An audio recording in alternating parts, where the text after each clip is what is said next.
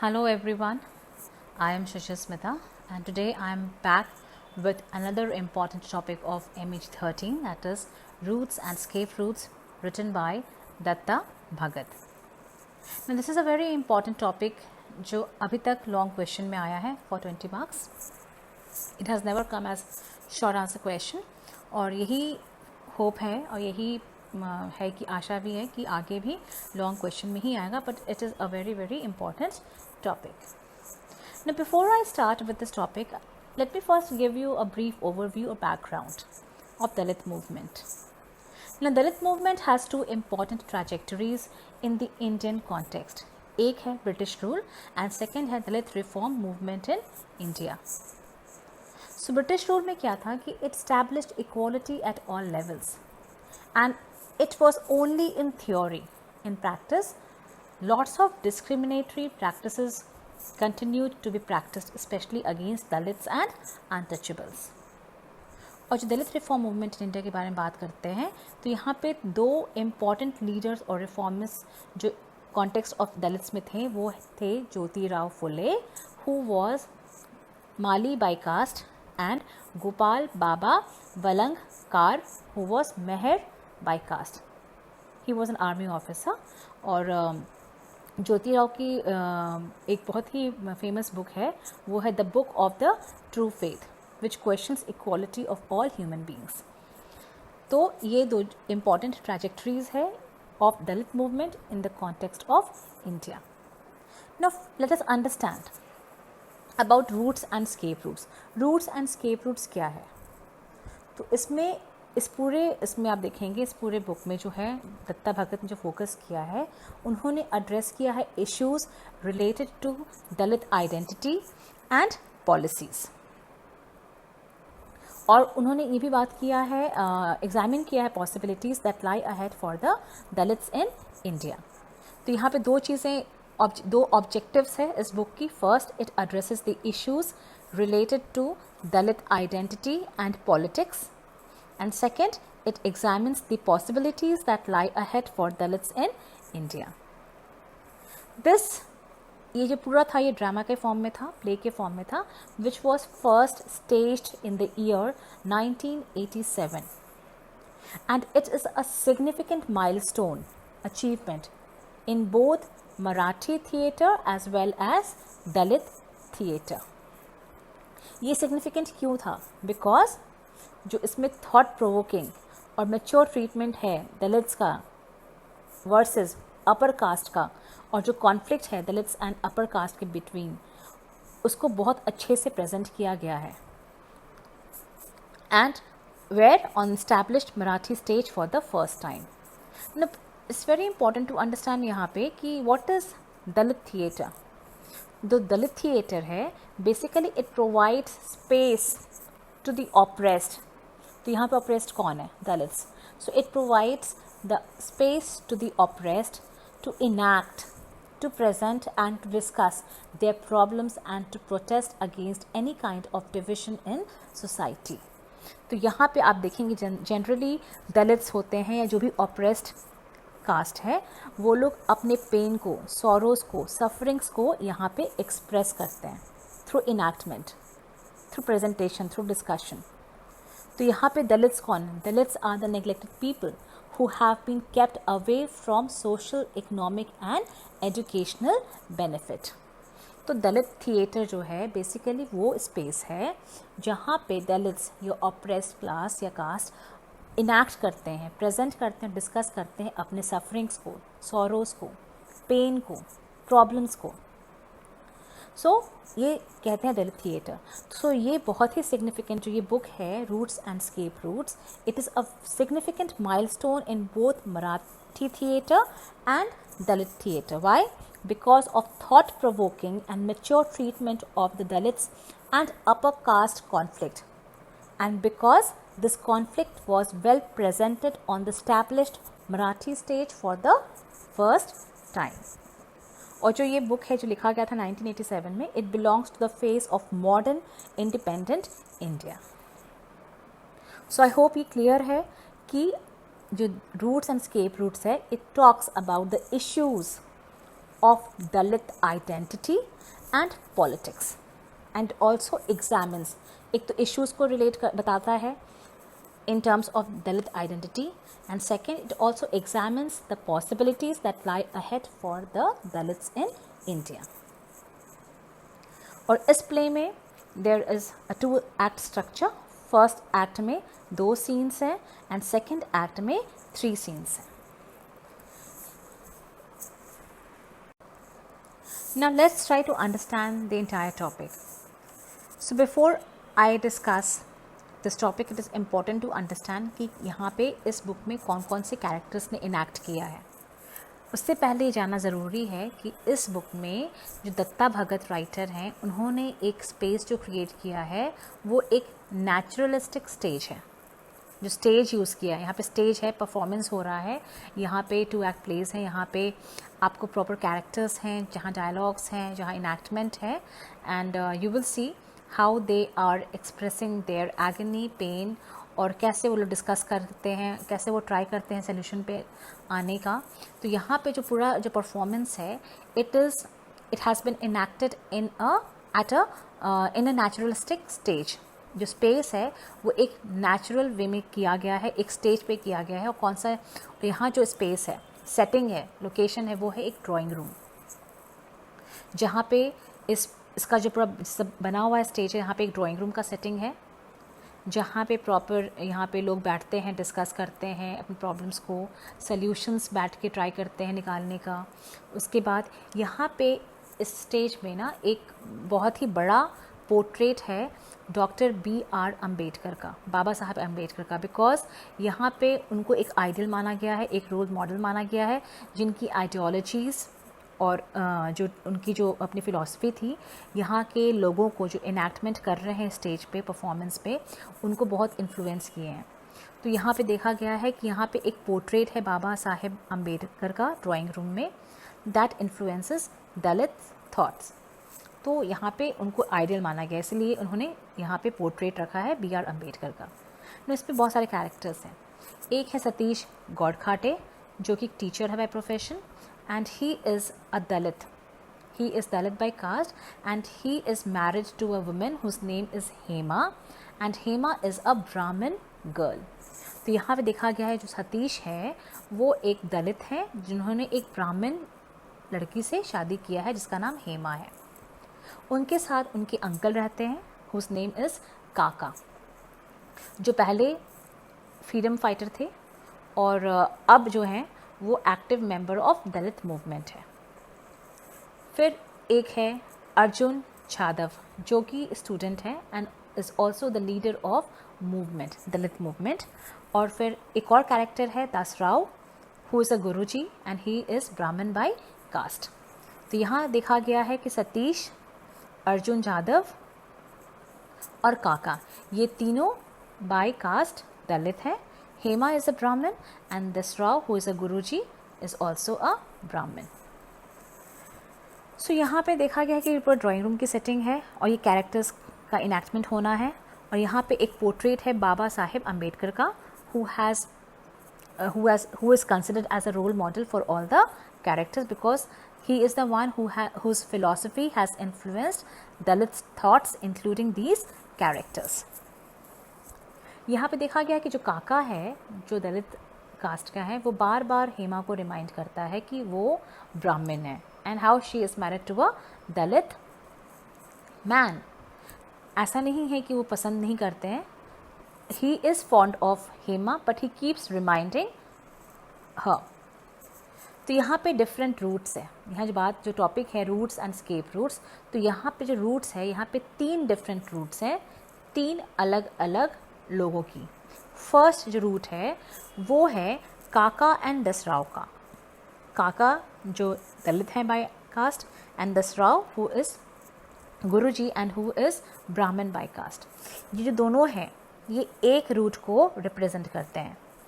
और ये दोनों जो काका है और दसराव है they are the freedom fighters and they are also the supporters of the ideology of Dalits.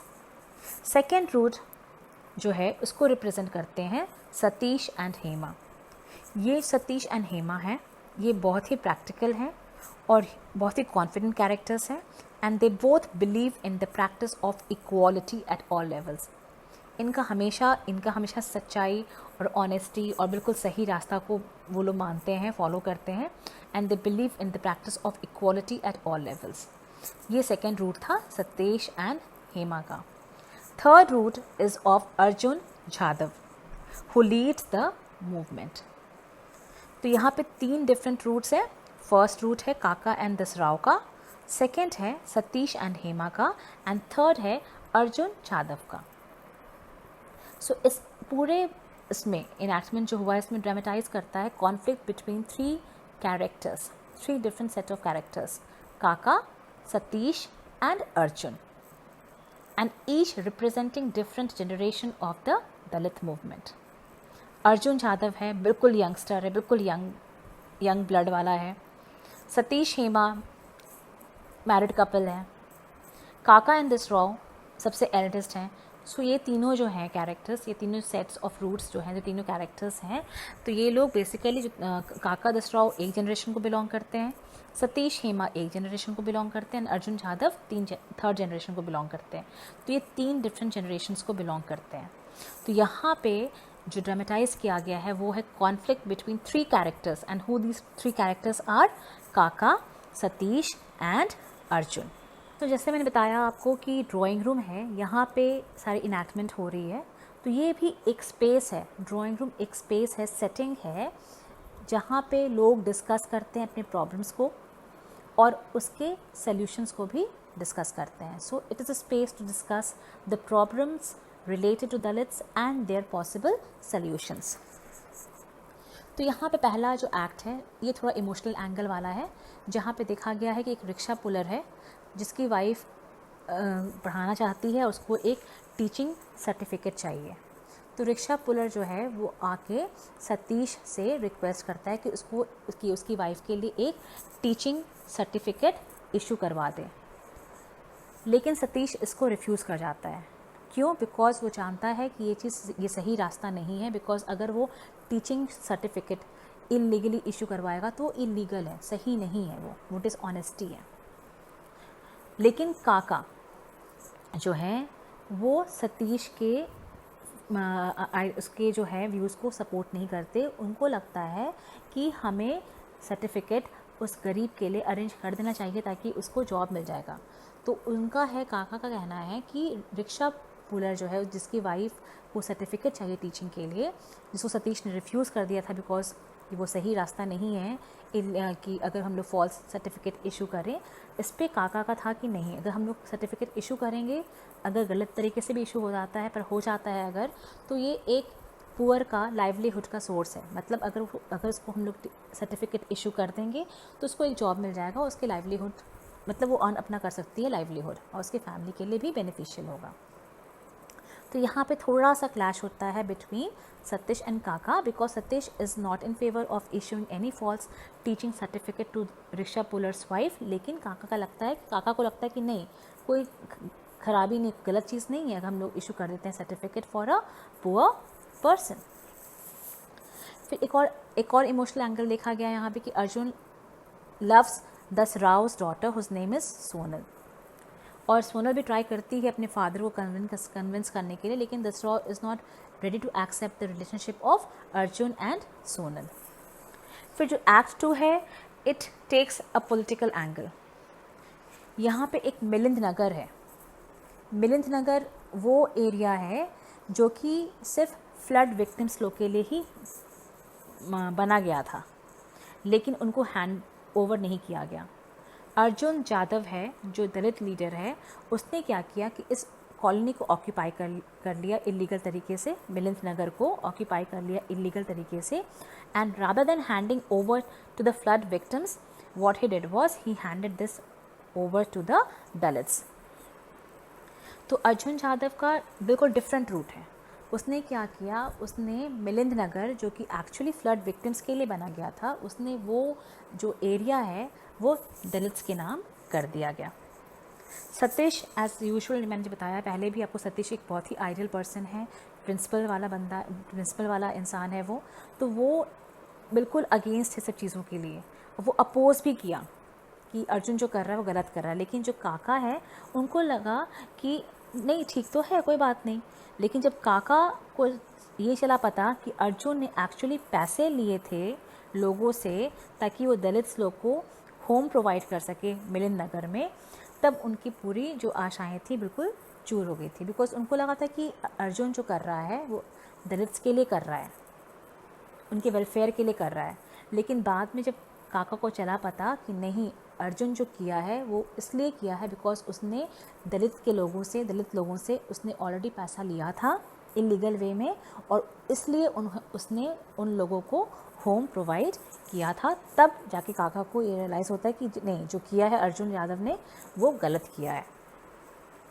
सो बाद में क्या हुआ था ये चीज़, तो अगेन यहाँ पे शुरू में काका was like against Satish because he thought कि अर्जुन जो कर रहा है सही कर रहा है। लेकिन जब उनको सच्चाई चला पता कि अर्जुन ने गलत तरीके से पैसे लेके दलित्स को हैंड ओवर किया है वो एरिया मिलिंद नगर जो कि एक्चुअली फ्लड विक्टिम्स के लिए बना था, then his hopes were also shattered. तरह से दो चीज़ देखी गई हैं, इमोशनल एंगल और पॉलिटिकल एंगल। और बाद में फाइनली प्ले एंड होता है विद अ पॉजिटिव नोट, जहाँ पे अर्जुन सोनल को सेव करता है किसी मॉब से, लोगों से, गुंडों से, और उसको घर बिल्कुल सेफली पहुँचा देता है।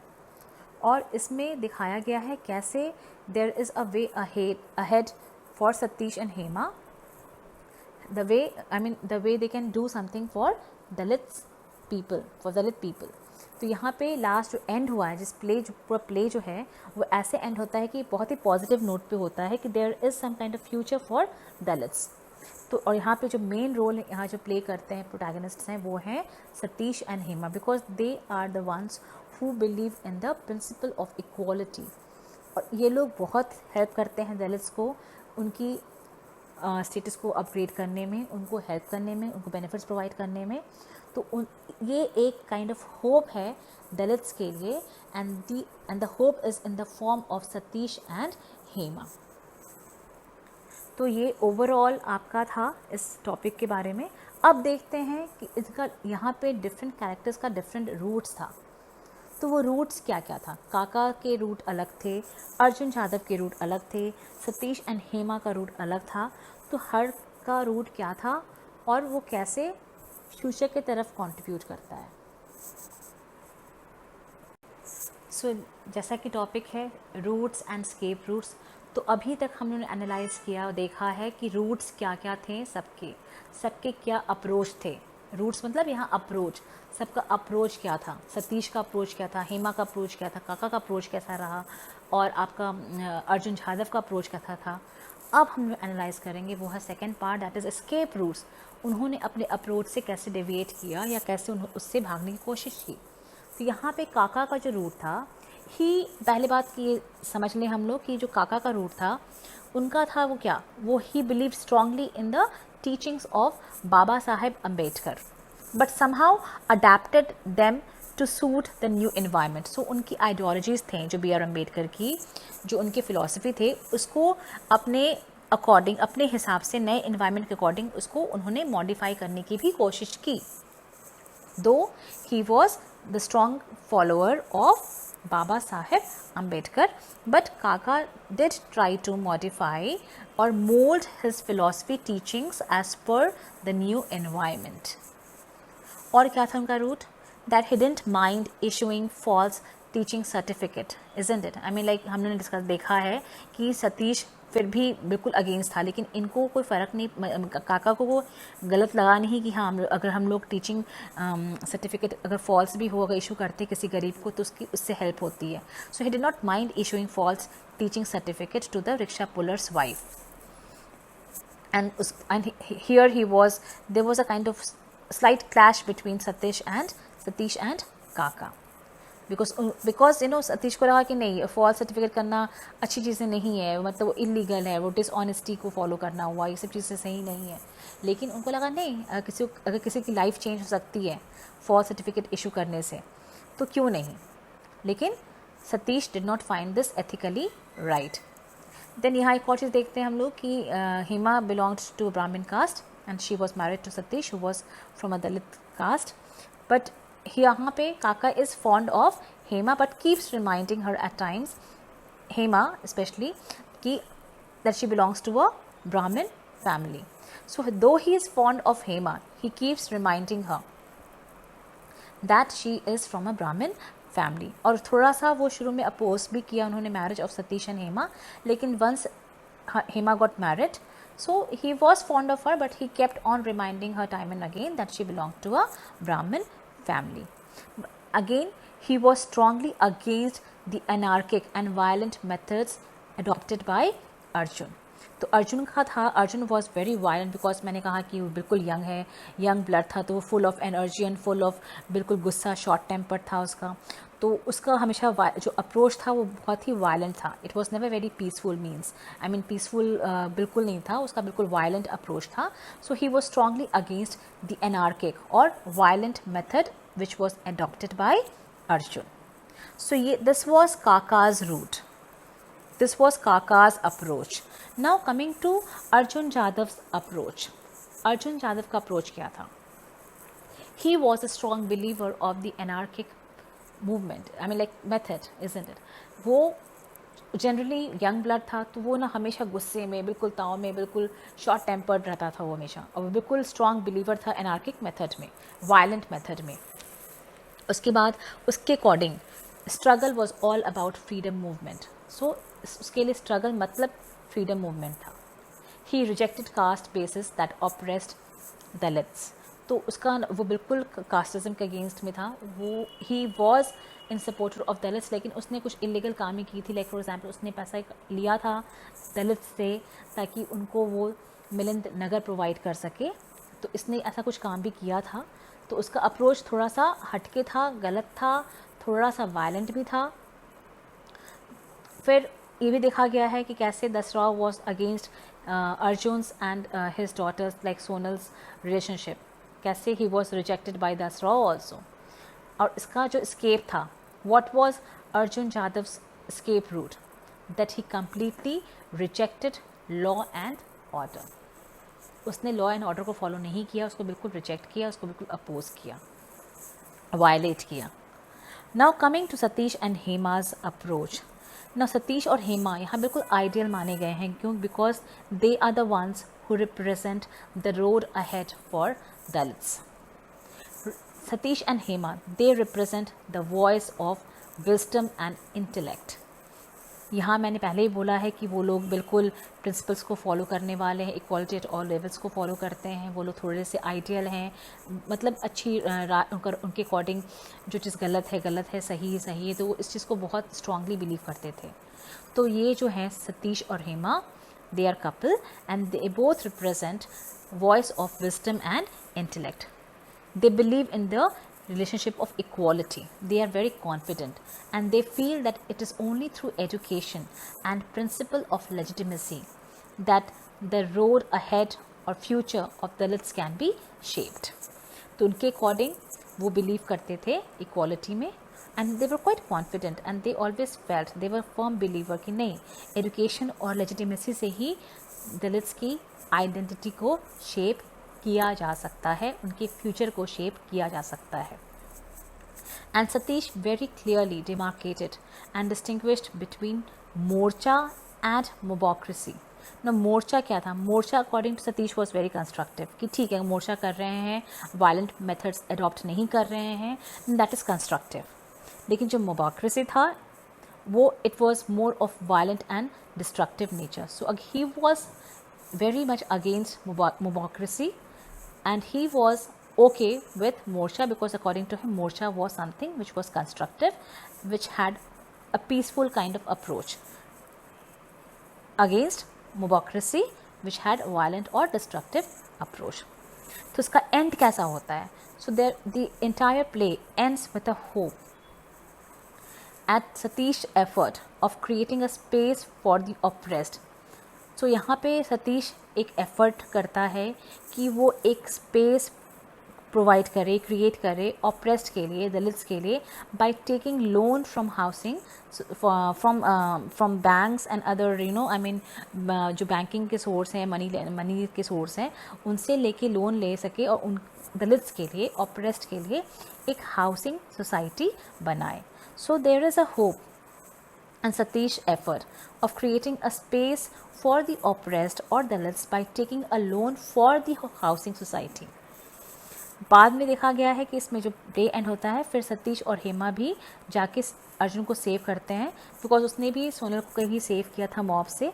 तो इसको ध्यान में रखते हुए जाके अर्जुन को सेव करते हैं. फिर उनका एक बेबी जो होता है, यहाँ पे देखा गया है कि उसको एज अ सिंबल रिप्रेजेंट किया गया. उनके जो बेबी होते हैं, Satish and Hema's baby, their baby is only the hope, like symbol of hope, signifying a meaningful and dignified life for Dalits.